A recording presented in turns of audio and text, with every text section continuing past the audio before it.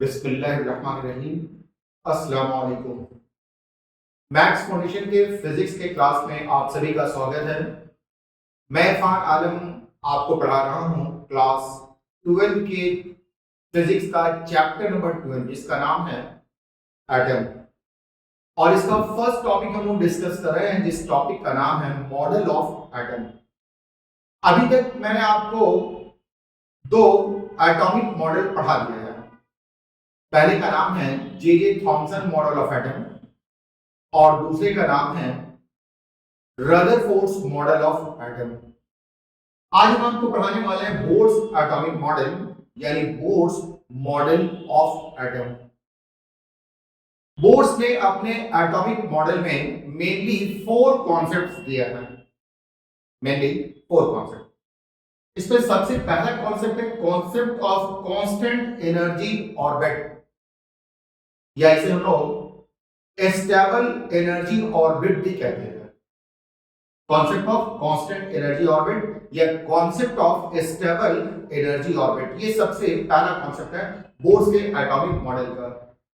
Bourse के atomic model का दूसरा कॉन्सेप्ट है concept of permissible energy orbit. इसे हम लोग बोर्स क्वांटाइजेशन कंडीशन के नाम से भी जानते हैं। तो सेकंड कॉन्सेप्ट है concept of permissible energy orbit या बोर्स क्वांटाइजेशन कंडीशन है। बोर्स का तीसरा जो कॉन्सेप्ट है वो उसे कॉन्सेप्ट ऑफ इलेक्ट्रॉनिक ट्रांजिशन कहा जाता है या इसे बोर्स फ्रीक्वेंसी कंडीशन भी कहते हैं। और लास्ट जो है ये कॉन्सेप्ट ऑफ फ्रीक्वेंसी स्पेक्ट्रम है। ये मेनली 4 कॉन्सेप्ट्स है बोर्स के एटॉमिक मॉडल में। हम आपको बोर्स के एटॉमिक मॉडल के इन चारों कॉन्सेप्ट को बारी बारी से समझाने की कोशिश करें। तो आइए देखते हैं सबसे पहले concept of constant energy orbit. इसे concept of stable energy orbit भी कहा जाता है। बोर्स का कहना है कि जब तक कोई भी इलेक्ट्रॉन एक पर्टिकुलर ऑर्बिट पे रहता है तो उस वक्त वो ना तो एनर्जी को एब्जॉर्ब करता है और ना ही एनर्जी को एमिट करता है। Bohr's suggested that so long as an electron revolves round the nucleus in a particular energy orbit, energy of electron remains constant. एक पर्टिकुलर ऑर्बिट में जब तक रहता है उसकी एनर्जी कांस्टेंट होती है। Electron neither absorbs energy nor emit energy, so this orbit is called not emits energy, so this orbit is called stable orbit. इस ऑर्बिट को कहा जाता है स्टेबल ऑर्बिट।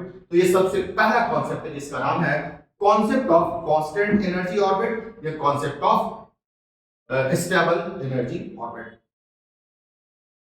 बोर्स ने अपने एटॉमिक मॉडल में एक दूसरा कॉन्सेप्ट दिया जिस कॉन्सेप्ट का नाम है concept of permissible energy orbit या इसे हम लोग बोर्स क्वांटाइजेशन कंडीशन भी कहते हैं।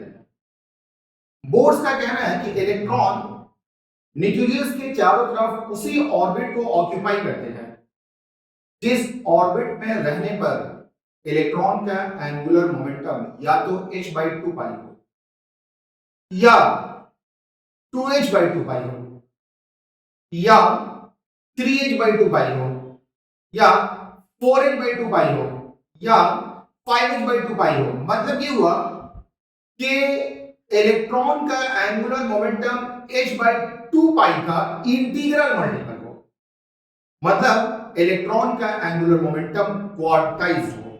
तो इलेक्ट्रॉन वही ऑर्बिट को ऑक्यूपाई करेगा जिस ऑर्बिट में angular momentum of electron quantized हो, मतलब h/2 पाई का इंटीग्रल मल्टीपल हो। यहां पर मैंने दिखाया है Ad जो कि मास ऑफ इलेक्ट्रॉन है, Vn स्पीड ऑफ इलेक्ट्रॉन है इन nth orbit, Rn radius of nth orbit है।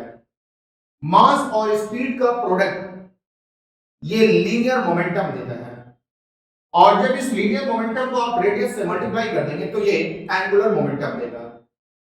इलेक्ट्रॉन वही ऑर्बिट ऑक्यूपाई करेगा जिसके लिए एंगुलर मोमेंटम का वैल्यू h/2 पाई हो जाए या 2h/2 हो जाए, या 3h/2 हो जाए, या 4h/2 हो जाए, या 5h, मतलब nh/2 n ये प्रिंसिपल क्वांटम नंबर कहलाता है। nh/2 ये प्रिंसिपल क्वांटम नंबर कहलाता है और ये इंटीजर में होगा, मतलब n का वैल्यू या तो 1 होगा, या 2 होगा, या 3 होगा, या 4 होगा। तो इसी ऑर्बिट को इलेक्ट्रॉन ऑक्यूपाई करेगा। h प्लैंक्स कांस्टेंट है जिसका वैल्यू 6.67 into 10⁻34 जूल सेकंड्स होता है। The electrons present in these orbits is associated with some energy. जब इलेक्ट्रॉन किसी ऑर्बिट में रिवॉल्व करता है तो it is associated with some energy. So these orbits are called energy orbits or energy level. जहां electron revolve करता है उस ऑर्बिट को एनर्जी ऑर्बिट्स या एनर्जी लेवल भी कहा जाता है। बोर्स के एटॉमिक मॉडल का तीसरा कॉन्सेप्ट है कॉन्सेप्ट ऑफ इलेक्ट्रॉनिक ट्रांजिशन।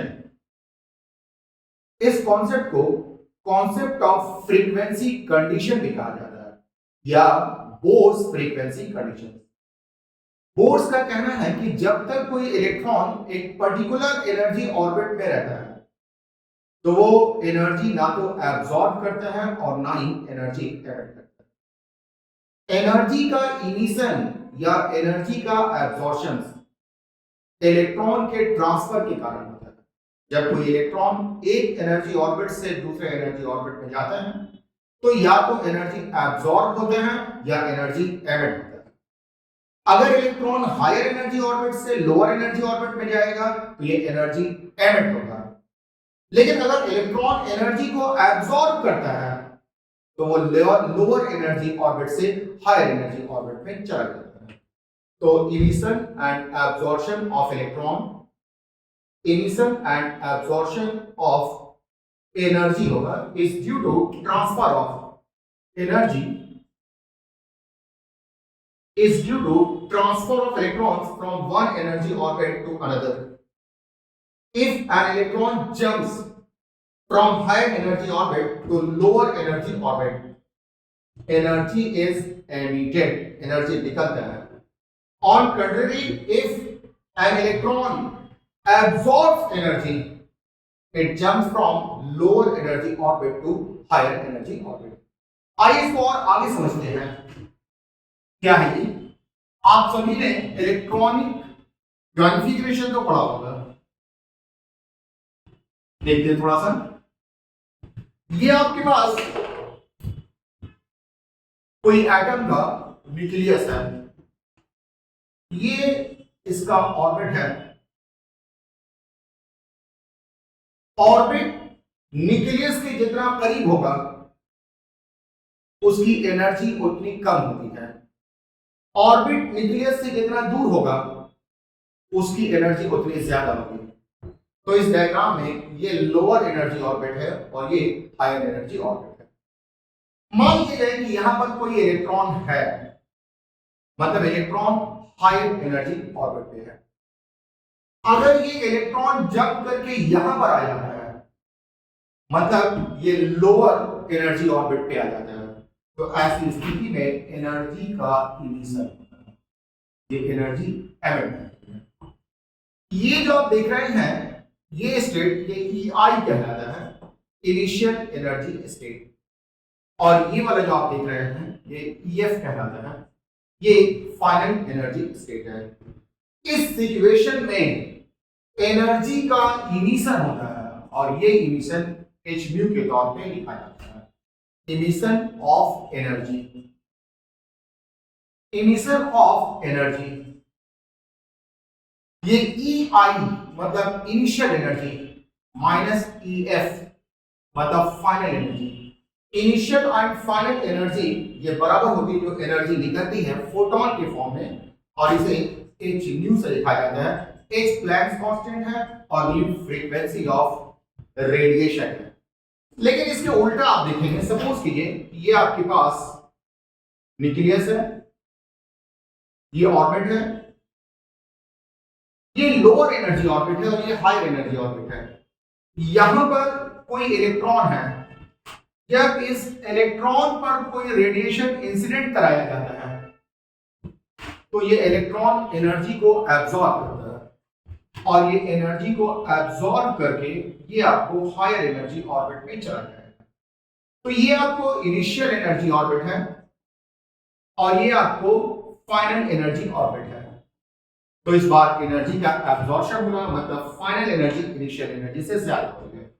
यहां पर एब्जॉर्प्शन ऑफ एनर्जी हो रहा है, ऑफ एनर्जी,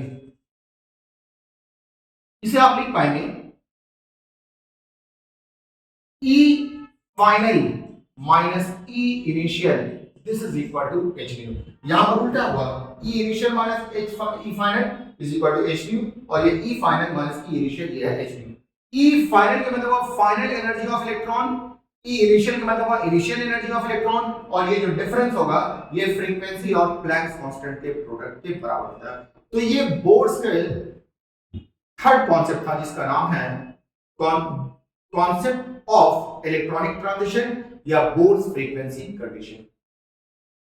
बोर्स के एटॉमिक मॉडल का फोर्थ कॉन्सेप्ट या इसे हम लोग कहेंगे आखिरी कॉन्सेप्ट, ये कॉन्सेप्ट ऑफ फ्रीक्वेंसी स्पेक्ट्रम। ये जो एनर्जी इमिटेड और एब्जॉर्ब वो सिंगल फोटोन के फॉर्म में होता है, मतलब कोई भी इलेक्ट्रॉन एक सिंगल फोटोन या तो एब्जॉर्ब करता है या एक सिंगल फोटोन एमिट करता है। और ये जो एनर्जी ऑफ फोटोन ये इक्वल होता है difference in energy of electron in two orbits. Electron पहले जिस ऑर्बिट में था, इनिशियली जिस ऑर्बिट में था, और इलेक्ट्रॉन फाइनली जिस ऑर्बिट में है, तो इन दोनों ऑर्बिट के एनर्जी का एक डिफरेंस होगा। यही डिफरेंस ऑफ एनर्जी ये वन फोटोन के बराबर होता है। या तो इलेक्ट्रॉन इतनी एनर्जी एब्जॉर्ब करता है या इलेक्ट्रॉन इतनी एनर्जी एमिट करता है। तो लिखा हुआ है द एनर्जी इज इमिटेड और absorb as single photon, the energy hν of photon is equal to difference in energy of electron in two orbits involved. That is why a spectrum of each atom has certain frequency. मतलब ये हुआ कि अगर electron second orbit से first orbit में jump करता है तो उसकी एक फ्रीक्वेंसी होगी। अगर इलेक्ट्रॉन थर्ड ऑर्बिट से फर्स्ट ऑर्बिट में जंप करता है तो उसकी सेम फ्रीक्वेंसी नहीं होगी, क्योंकि एनर्जी का डिफरेंस अलग हो जाएगा तो फ्रीक्वेंसी अलग हो जाएगी। अगर इलेक्ट्रॉन फिफ्थ ऑर्बिट से फर्स्ट ऑर्बिट में जंप करता है तो उसकी एनर्जी बिल्कुल अलग हो जाएगी, क्योंकि फिफ्थ एनर्जी ऑर्बिट और फर्स्ट एनर्जी ऑर्बिट का डिफरेंस बिल्कुल अलग होगा। मतलब दो ऑर्बिट जो इन्वॉल्व है इलेक्ट्रॉन के ट्रांसफर के लिए, स्पेक्ट्रम का जो फ्रीक्वेंसी होगी वो उसी के एनर्जी पे डिपेंड करेगी। तो ये था हमारा बोर्स का एटॉमिक मॉडल।